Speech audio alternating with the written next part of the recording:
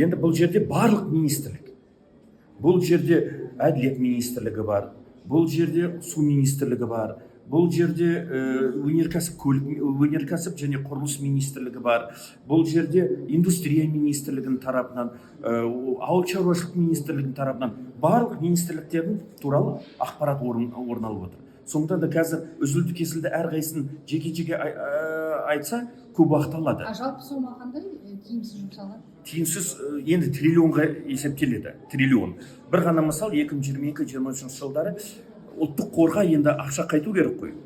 Игерілмеген, пайдаланбаған игерілмеген ақшаның көп бөлігі ұлттық қорға қайтпаған. Қайда қайтқан?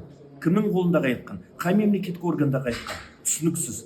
Мысалы 179 миллиард теңге мынау есеп бойынша қайтпаған, дым қайтпаған.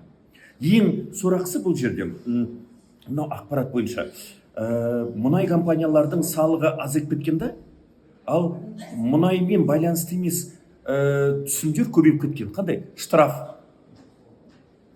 пеня, мынау халық әртүрлі айыппұлға ұшырап отырады, айыппұлды көбейтіп отырады. Соның несі содан түсетін түсімдер бюджетке көбейіп кеткен. Басқаша айтқанда біз ертең мұнай компаниялары салықты азайтып, халықтың мойнына жаңағы мынау айыппұлды салып, сөйтіп бюджетті толтырамыз ба? Осындай саясатқа көштік па? Сонда қазынаны толтырудың жеңіл жолын тапқан ба? Жоқ, мәселе ода емес. Сондықтан да біз қазір үкіметті нақты үзілді кесілді есептің алдында алуымыз керекпіз.